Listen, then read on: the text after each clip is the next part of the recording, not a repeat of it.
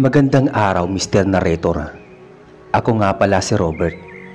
Nais kong ibahagi sa iyo ang kwento namin ng kaibigan ko na si Isa. Ito ay nangyari taong 1990. Noong mga panahon na ito ay nasa 15 taong gulang pa lamang kami. Kahit na matagal na itong nangyari ay sariwa pa rin ito sa aking isipan. Ang karanasan kasi na ito ang nagmulat sa akin sa totoong kahulugan ng pagkakaibigan. Noon nakatira ako sa baryo ng San Isidro. Ang bahay namin ay nakatayo sa isang bahay na malapit sa isang malaking mansyon. Ang mansyon na iyon ay kilala bilang isang tinaguriang haunted house. Haunted house ang naging bansag dito dahil sa aura nitong nakakakilabot. Bukod pa rito ay makaluma pa ang disenyo. Ayon sa mga matatanda, ay ang mansyon na iyon ay itinayo noon pang napakatagal na panahon. Kaya naman, doon na nagkaroon ng mga haka-haka na ito ay haunted. Bukod dito, sa bahay na iyon ay may nakatirang mag-asawa. Ang mag-asawa na iyon ay iniiwasan ng marami at kinaiinisan ng lahat dahil ang mga iyon daw ay mga aswang. Noong buhay pa ang mama ko ay lagi niya akong sinasabihan na wag daw akong pumunta o lalapit sa mag-asawa dahil daw baka mahawaan ako ng pagiging aswang. Bilang kabataan ay agad din naman akong naniwala sa mga sinasabi nila mama. Bukod kasi rito ay sinasabihan din ako ng mga kababaryo namin na mag-ingat daw ako lalo na't malapit daw doon ang bahay namin. Minsan pa ay sinasabi nila na mahilig daw sa bata ang mga yon at baka raw ako ang susunod na kainin. Takot naman ako noon sa mga sinasabi nila. Kaya hanggat maaari ay todo iwas talaga ako sa mag-asawa. Normal na araw noon habang naglalaro ako sa harap ng bahay namin gamit ang bola ay aksidenteng naitapon ko ang bola sa harapan ng mansyon. Wala ang nanay ko noon at tangi ang tatay ko lamang ang kasama ko sa bahay. Noong mga araw na yun ay nakatulog si Papa. Kaya malaya akong maglaro sa labas.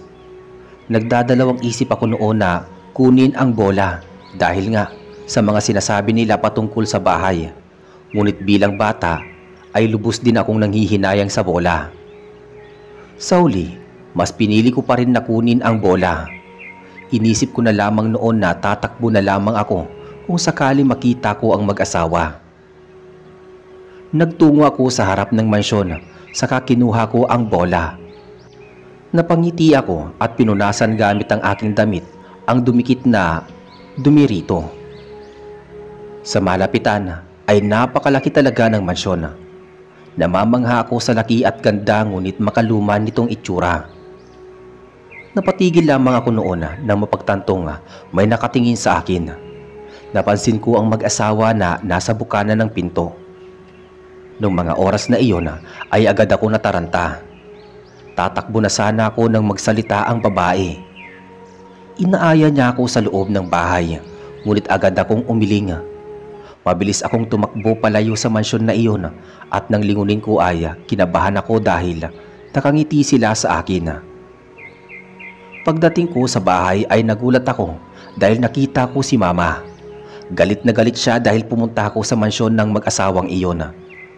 Sinabihan ko agad si Mama na kinuha ko lang ang bola.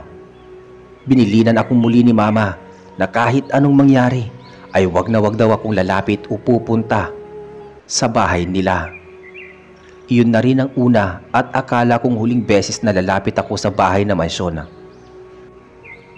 Dito na nga nagsimula ang trahedya na dumikit sa akin dahil lamang sa unang beses na paglapit ko roon. Isang hapon, habang naglalaro ako sa aming bakuran, napansin ko ang isang batang babae na naglalaro sa bakuran ng haunted mansion na iyon. Wari ko'y kaedad ko lamang siya. Tinanong ko si Mama kung sino ang babaeng iyon at maging siya ay hindi alam.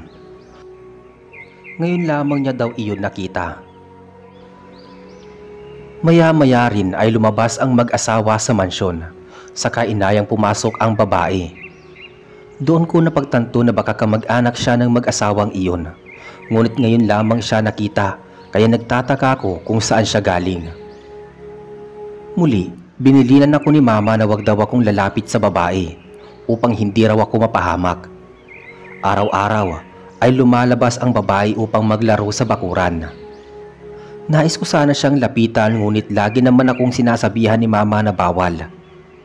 Ang itsura kasi ng babae ay maganda, matangkad at wala man lang bahid ng pagiging aswang. Hindi tulad ng mag-asawa na sobrang putla na tila ba kinulangan sa kulay. Hanggang isang araw nga, habang namamalengke si Mama, naisipan kong lapitan ang babae. Alam ko nga pagsusuway iyon, ngunit hindi ko na talaga natiis dahil kung sakaling aswang ang mag-asawa, siguro dapat mabalaan ko na ang babae. Paglapit ko sa babae ay doon ko nakita ng malapitan ang kanyang itsura. Napakaganda at sobrang inosente ng kanyang muka. Binalaan ko siya patungkol sa mag-asawa. Sinabi ko na aswang ang mga yun at dapat ay hindi siya naririto. Doon ko napag-alaman na isa palang ampon ang babae na nagngangalang Isa. Inampun daw siya upang maging anak ng mag-asawa na ayon daw sa kanila ay matagal nang nais magkaanak. Ayon kay Isa, mabait daw ang mag-asawa at lagi raw ibinibigay ang nais niya. Haka-haka lang daw ang mga kwento at dapat ay hindi ako naniniwala sa mga yon. Natahimik ako sa sinabi niya, ngunit pinagpatuloy ko pa rin ang babala ko. Iyon din kasi ang tumatak sa isip ko na aswang ang mag-asawang yon. Habang nag-uusap kami ni Isa, ay hindi ko namalayan ang oras. Napansin ko na lamang na paggabi na pala at narinig ko na rin ang pagtawag ni Mama. Sinabihan ko noon muli si Isa na mag-iingat, ngunit nginitian niya lamang ako bago pumasok sa mansyon. Bumalik na lamang ako sa bahay pagkatapos noon. Hindi ko rin kinuwento kay Mama ang nangyari dahil baka masermonan niya ako. Kinabukasan, muli ko naman nakita sa labas si Isa. Hinintay ko munang makaalis noon si Mama bago ko puntahan itong si Isa. Napansin ko na nagpipinta pala siya. Ipinipinta niya ang malaking mansyon. Tinanong niya ako kung ano raw ang kailangan ko at sa pangalawang pagkakataon ay binalaan ko siya.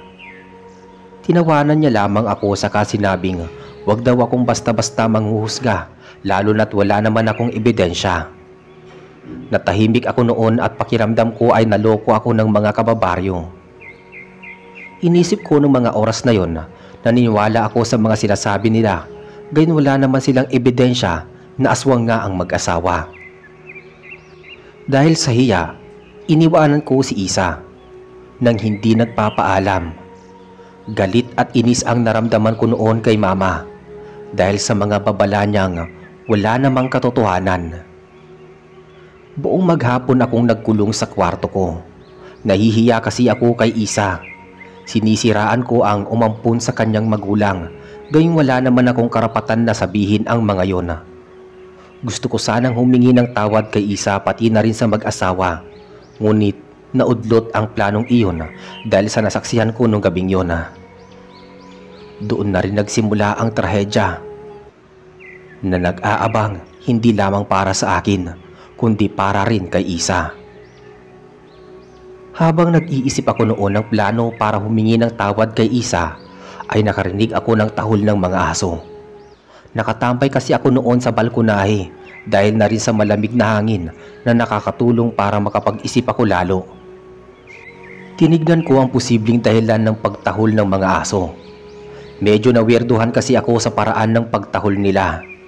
Sunod-sunod ito at nakaharap sila sa isang bahay. Sa pagkakaalam ko ay sa bahay na iyon nakatira ang buntis na kumari ni Mama.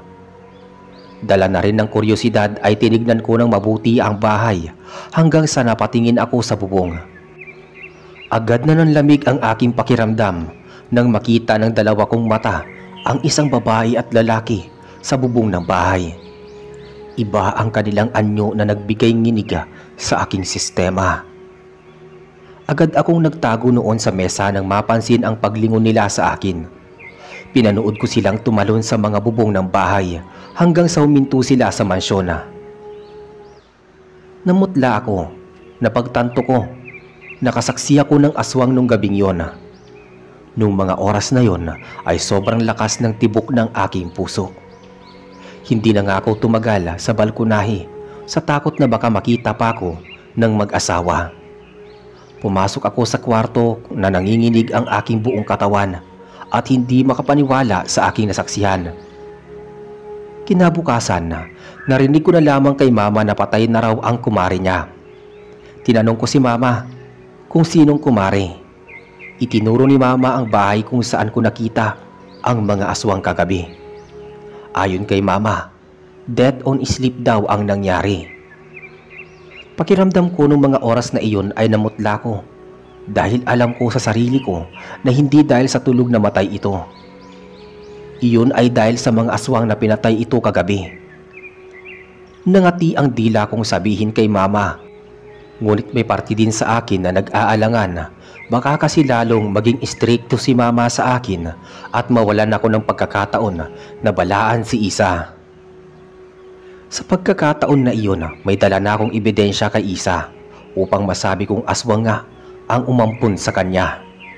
Kung sakaling sasabihin ko kay mama ang nangyari, ay paniguradong hindi niya ako palalabasin ng bahay.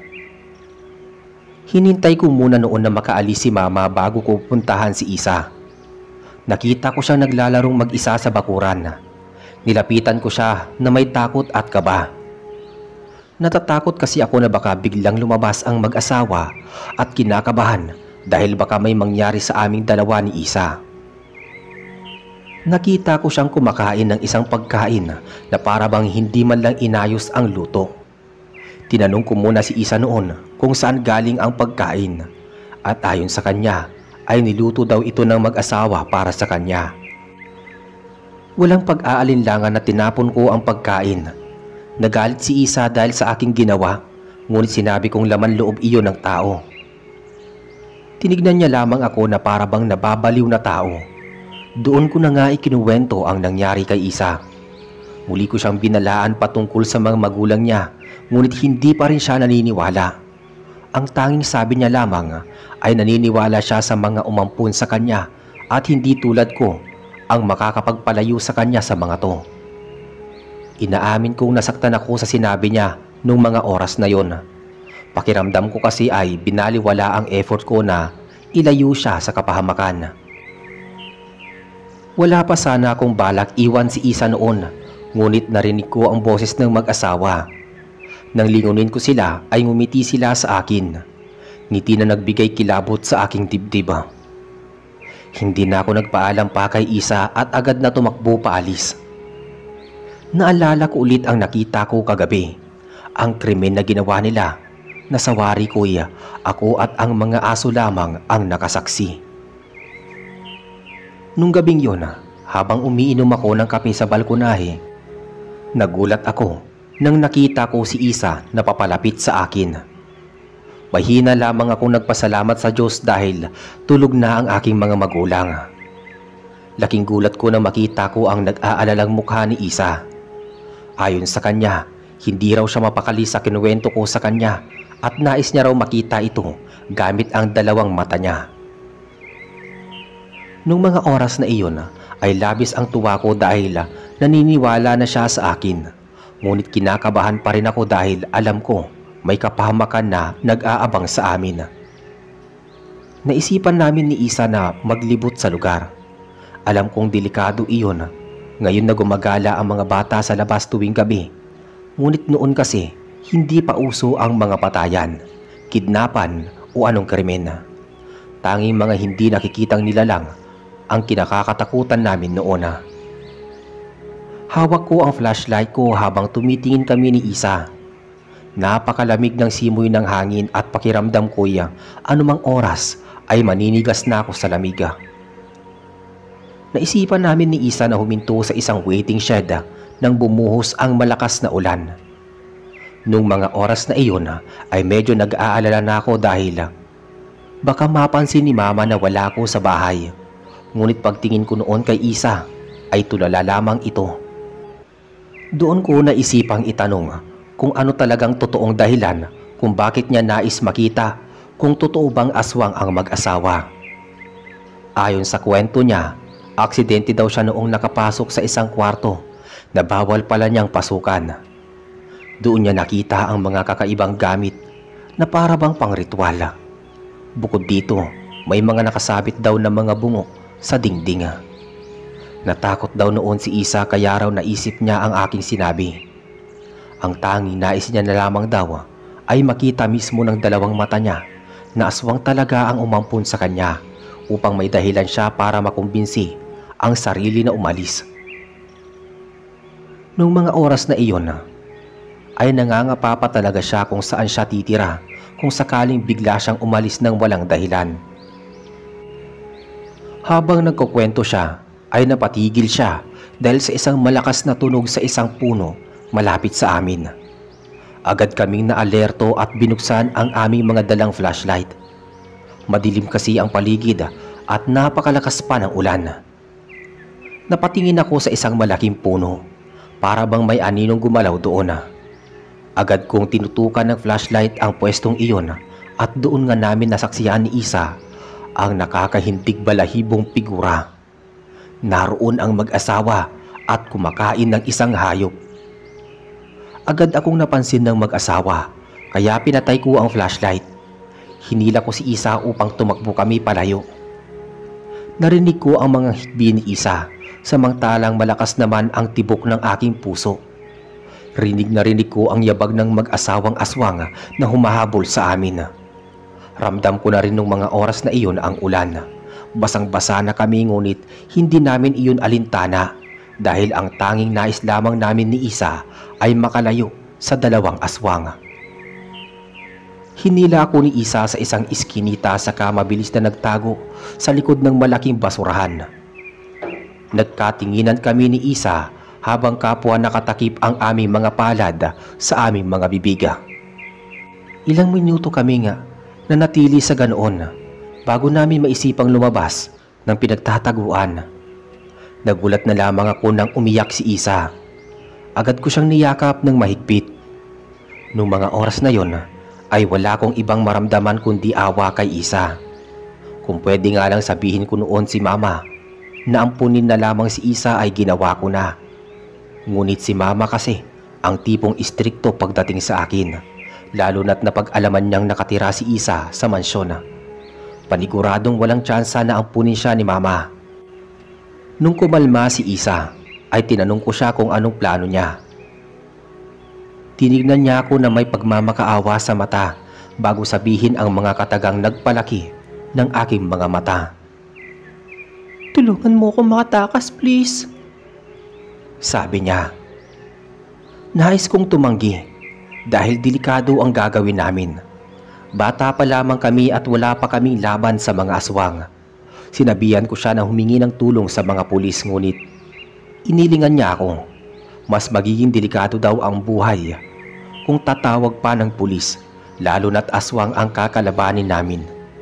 Hindi ako mapakali habang tinititigan si Isa. Gusto ko siyang tulungan ngunit natatakot ako sa kahantungan namin.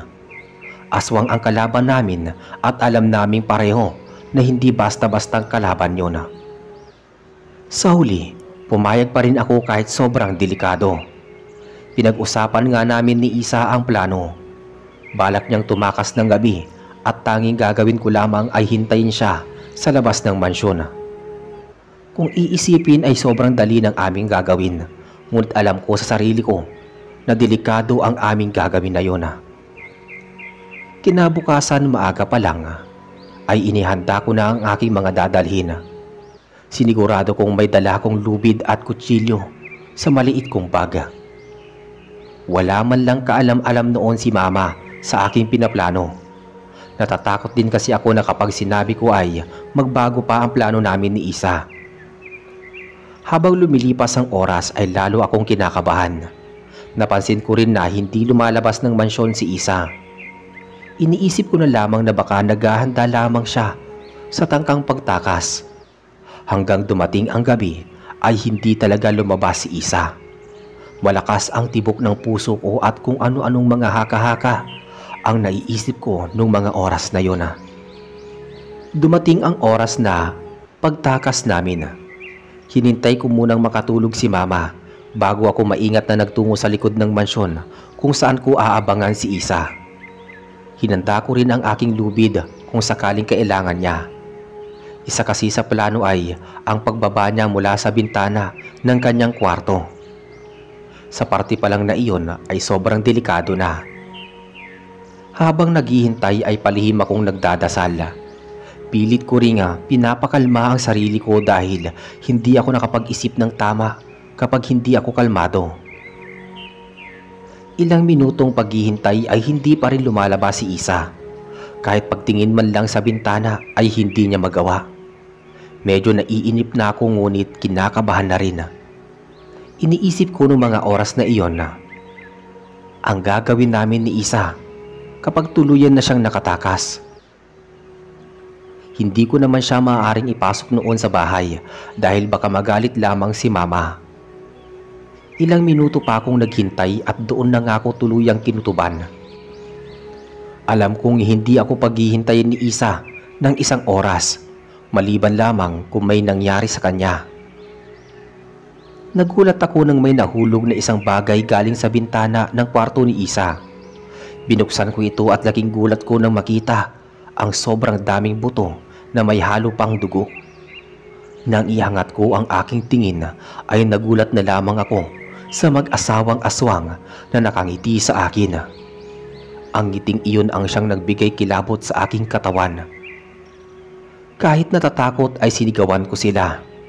Tinanong ko sila kung nasaan si Isa, ngunit tumawa sila sa akin. Saka sinabing, patay na ito. Hindi agad ako naniwala. Alam ko sa aking sarili na buhay si Isa at alam kong ako ang kailangan niya. Kinuha ko ang kutsilyo at buong lakas itong itinapon sa kanila. Sa kabutihang palad ay tinamaan ko ang noo ng babae. Iyon na nga ang ginawa kong pagkakataon upang tumakbo papasok ng mansyon. Pagpasok ko pa lamang ay sumalubong sa akin ang napakalaking hagdan. Bawat gilid ay may mga nakasabit na mga litrato. Nanginginig ang aking katawan na habang tumitingin ako sa posibleng madaanan. Panigurado kasi akong anumang oras ay bababa na sila. Napatingin ako sa isang pinto sa kaliwang banda. Narinig ko ang mga yabag nila kaya mabilis akong nagtungo rito. Nung mga oras na iyon, pakiramdam ko ay nakipaghabulan ako sa kamatayan. Nasa bahay ako ng mga aswang at nais kong iligtas ang aking kaibigan. Ramdam ko sa aking sarili noon na buhay pa si Isa. Ang tanging kailangan ko lamang na gawin ay hanapin siya. Muli kong narinig ang mga yabag papunta rito. Mabilis akong nagtago sa loob ng cabinet na lalagyan ng mga kitchen materials. Pigil ang aking hininga habang pinapakiramdaman ang mag-asawa. Narinig ko ang pinag-uusapan nila sa labas ngunit hindi ko maintindihan dahil sa kakaibang lingwahe na kanilang sinasabi. Ilang minuto pa nang marinig ko ang mga yabag nila papalayo. Tuluyan akong nakahinga ng maluwag saka lumabas ng cabinet ngunit sa pag-angat ng aking tingin ay isang hampas sa ulo ang aking natanggap. Nagising ako sa mga yugyug ni Isa. Pagtingin ko sa kanya nagulat ako dahil sobrang putla niya. Para na siyang katulad ng mag-asawa. Doon ko napagtanto na nasa isa kaming kulungan. Nagsimula akong umiyak dahil pakiramdam ko ay wala na akong pag-asang makatakas pa. Ramdam ko ang sakit ng aking ulo dahil sa malakas na paghampas kanina. Ngunit baliwala iyon ngayon sa sakit na pagsaway ko sa magulang. Pakiramdam ko noon na isang malaking katangahan ang planong ito. Lubos kong pinagsisihan na pumayag ako at sumuwaya kay Mama. Ngunit sa kabilang banda ay inisip ko rin kung ano ang sakaling magiging kahihinatnan ni Isa kung hindi niya ako nakilala. Pagtingin ko nga kay Isa ay malungkot itong nakatingin sa akin. Umiiyak siya habang nakatitig sa akin.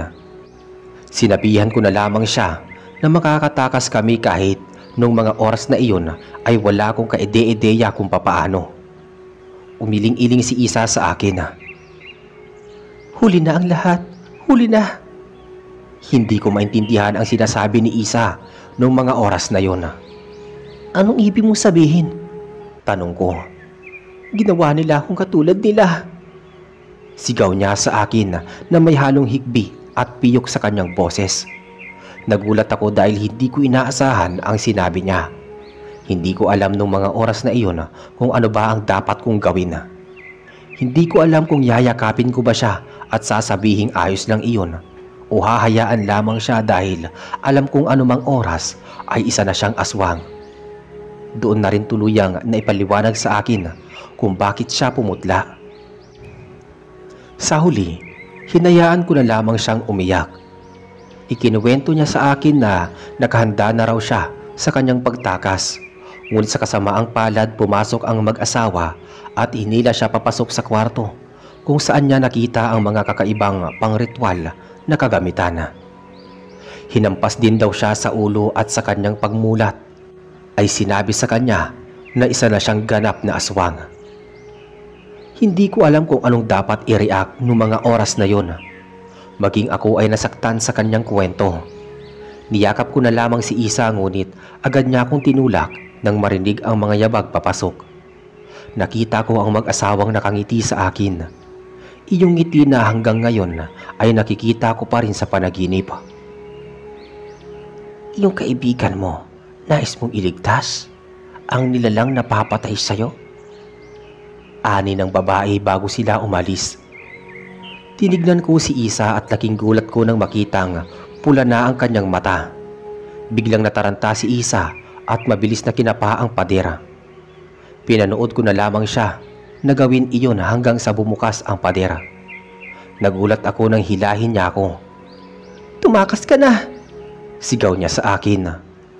Umiling ako sa kahinawakan siya sa kanyang kamay. Hanggang sa maaari, ayokong umalis nang hindi siya kasama. Pilit na hinihila ni Isa ang kanyang kamay ngunit mahigpit ang hawak ko. Nagulat na lamang ako nang malakas niya akong itulak. Aswang na ako. Wala nang saysay pa ang iligtas ako. Wika niya. Bago pa man ako makasagot, ay tuluyan nang nagsara ang padera. Tulala akong napatingin sa padera. Binabalot ako ng konsensya dahil sa ginawa ni Isa. Imbis na magmukmuk ay mabilis kong binaba ang hagdan. Lumabas ako sa likod ng mansyon at mabilis sa pintuan at dumiretso sa bahay namin.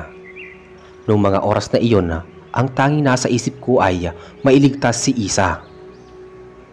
Pagpasok ko sa bahay ay agad kong sinabi kay Mama ang nangyari bago pa man niya ako sirmonan. Baging si Papa ay nakinig sa kwento ko. Noong una ay hindi pa naniniwala si Mama, ngunit kalaunan ay agad siyang nakabuo ng plano. Si Papa naman ay tumulong ding gumawa ng plano upang iligtas si Isa. Sa mga panahon na yon, tanging Diyos na lamang ang isa sa naging kakampi namin. Pinahiga muna ako ni Mama, ngunit habang tumatagal ay lalo lamang akong hindi mapakali. Isa-isang binalita ni Papa ang kwento sa mga taong bayan. Pumunta rin siya sa simbahan upang magkaroon ng presensya ng kabutihan sapagkat aswang ang kakalabanin namin. Kinakabahan ako habang pinapanood mula sa malayo ang mansyon. Iniisip ko kung ano nga ba ang nangyari kay Isa. Isang oras pa ang lumipas bago ko sinabihan si Mama na magtungo na sa mansyon. Buong akala ko ay isasama nila ako ngunit laking gulat ko nang sinabi ni Mama na mananatili daw ako sa bahay. Sinabihan pa nila ako na delikado raw para sa akin ang gagawing ito. Tumanggi ako kay Mama at pilit na pinagpipilitan ang aking sarili na sumama. Ngunit halos lahat ng kasama nilang susugod sa mansyon ay tutul sa pagsama ko. Ako raw ay magiging pabigat lamang sa kanila at baka raw isa pa ako sa mga kailanganing iligtas nila. Mas mabuti pa raw na hayaan na lang daw ito sa kanila at ipinangako nilang ililigtas nila si Isa. Nagmakaawa pa ako ng ilang beses ngunit hindi talaga pumayag si Mama. Ikinulong pa ako ni Mama sa aking kwarto na naging dahilan ng pagsigaw ko, dala ng takot at kaba na aking nararamdaman. Gusto ko kasing makita si Isa at masaksihan na maliligtas talaga siya. Napasabunot na lamang ako noon ng mga oras na iyon. Pakiramdam ko ay wala akong kwenta dahil nakakulong ako sa kwarto ko. Ikinalma ko na muna ang aking sarili bago ako tumingin sa bintana. Agad akong nabuhayan ng loob nang makitang bukas ito.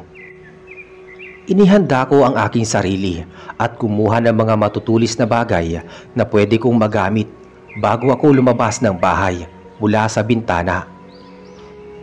Pumasok muli ako sa bahay upang kumuha sa kusina ng mga asin, bawang at iba pang alam kong pangontra sa aswang. Nang tignan ko ang mansyon, ay pilit nang binubuksan iyon. Habang tumatagal ay palala din ng palala ang tibok ng puso ko. Wala na rin akong sinayang na oras pa. Tumakbo ako patungo sa mansyon saka nakipagsiksikan sa mga tao hanggang sa makarating ako sa unahan. Nagulat si mama at papa nang makita ako. Hihilayin sana niya ako papalapit sa kanila nang bumukas ang pintuan ng mansyon. Nakaramdam ako ng nakakakilabot na lamig ng simoy ng hangin. Dinig ko ang pagtawag sa akin ni mama at papa at ang malamig na kamay na pumulupot sa aking leeg. Nang tignan ko ito ay nakita ko si Isa. Pula ang kanyang mata at walang emosyon na nakatingin sa akin. Pakiramdam ko anumang oras ng mga panahon na yon ay mawawalan na ako ng malay dahil sa higpit ng kanyang pagkakasakal. Tinignan ko si Isa sa mata saka hinawakan ang kanyang pisngi. Unti-unti ko nang nararamdaman ang pagkakapos sa hininga. Nagulat ako nang bitawan ako ni Isa. Agad akong dinaluhan ni Papa saka hinila palapit sa kanila. Nakita ko ang mag-asawa na ibang-iba na ang anyo. Nakakatakot ang itsura ng mga ito.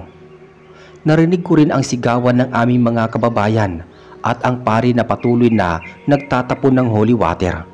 Ngunit dahil sa malayo ang pari ay hindi nito natatamaan kahit isa sa kanila. Tinignan ko si Isa. Doon na nga ako tuluyang umiyak habang naririnig ang mga sigawan ng mga tao. Pinagsisisihan ko ang gulong ginawa ko. Hinila na ako ni Papa at Mama paalis ngunit hindi ako sumunod. Nakatitig lamang ako kay Isa. Maya-maya rin ay laking gulat ko nang ngumiti ito sa akin. Sa isang iglap ay nasaksihan ko kung paano siya nakipaglaban sa mag-asawa. Napansin iyon ng mga kababayan namin at ang kaninang sigawan dahil sa takot ay napalitan ng sigawan para iligtas ang aming munting bayan. Isa-isang binato ng aming mga kababayan ang mag-asawa habang dinaluhan ko naman si Isa. Akmang hihilahin ko na siya palayo nang umiling siya sa akin. Nagtataka ko siyang tinignan noon ngunit umiling lamang siya. Maya-maya ay nagulat kaming lahat nang umusok ang katawan ng mag-asawa. Pagtingin ko sa pari ay ibinuhos niya pala ang holy water sa mag-asawa habang ito'y abala sa pag-ilag sa mga binabatong bagay. Nang tuluyan ng ilipad ng hangin ang kanilang mga abo, ay tuluyan nang nagkaroon ng masayang sigawan ngunit nahinto ito nang bumagsak sa sahig si Isa. Agad ko siyang nilapitan. Napansin ko ang malaking kagat sa kanyang leeg. Minulat niyang kaunti ang kanyang mata habang pilit na hinahabol ang kanyang hininga. Ang buong paligid ay natahimik at tanging pag-uusap lamang namin ni Isa ang naririnig. Humingi ng tawad sa akin si Isa dahil sa pananakit niya. Bukod dito ay nagpasalamat siya dahil sa pagkakaroon ng kaibigan na katulad ko. Akala ko noong mga oras na iyon ay mabubuhay pa siya ngunit isang mahabang hininga ang kanyang pinakawalan bago siya tuluyang nawalan ng malay. Nanginig ang aking katawan sa aking nasaksihan at tanging mga hikbi ko na lamang ang maririnig sa buong lugar. Kinabukasan, tulala kong pinagmasdan ang paglibing kay Isa. Masama pa rin ang loob ko at lubos na binalot ng konsensya dahil sa kinahantungan ni Isa. Lalo pa akong binalot ng konsensya sa tuwing naaalala ko ang mga kwento ni Isa sa akin patungkol sa pagnanais niyang magkaroon ng kompletong pamilya. Ngunit sa kasamaang palad, hindi ito naibigay ng tadhana sa kanya. Noong mga panahon na yun ay wala kong ibang sinisisi kundi ang aking sarili.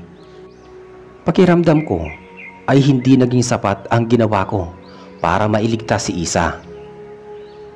Patuloy naman akong pinapaalalahanan ni Mama at Papa na hindi ko kasalanan ang nangyari. Pagkatapos ng insidenteng iyon ay lagi kong napapanaginipan ang nangyari. Kahit sa panaginip ay nakikita ko ang ngiti ng mag-asawa, pati na rin ang iyak ni Isa. Halos ilang araw akong walang tulog at nagigising na sumisigaw. Umabot na nga rin sa punto na ipinadala ko ng aking mga magulang sa therapist, pati na rin sa rehabilitation center sa kadahilan ng hindi ko makalimutan ang nangyari. Patungkol naman sa mansyon ay tuluyan na itong pinasara ng gobyerno. Lahat ay pinagbawalan na lumapit dito dahil na rin sa nangyari. Habang tumatagal ay iniiwasan ko na rin mapatingin dito sapagkat naaalala ko ang masalimuot na nakaraan. Sa huli, napagpasyahan nga naming lumipat na lamang sa Visayas kung saan nakatira si Lola. Pilit kong kinalimutan ang nangyari ngunit sadya nga namang hinahabol ako ng trauma kong iyon. Habang nasa Visaya ako ay naalala ko pa rin si Isa. Iniisip ko kasi ang mga naging posibilidad kung sakaling nailigtas ko siya o kaya naman ay naniwala siya kaagad sa akin. Ayon pa nga sa therapy ko ay dahil lamang ito sa masyadong attachment ko kay Isa. Kaya ako nakaranas ng ganitong kalagayan. Gayunpaman iniisip ko na lamang na nasa mabuting kalagayan na ito. Halos inabot din ako ng 1 taon upang tuluyang makalimutan ang nangyari. Dito na lamang po natatapos ang aking kwento, Mr. Narrator. Sana ay meron kayong natutunang aral. Ang naranasan kong ito ay nagbigay sa akin ng iba't ibang lesson sa buhay na hanggang ngayon ay dala-dala ko pa rin. Yun lamang po, Mr. Narrator, at maraming salamat sa pagsasalaysay ng aking kwento sa inyong channel.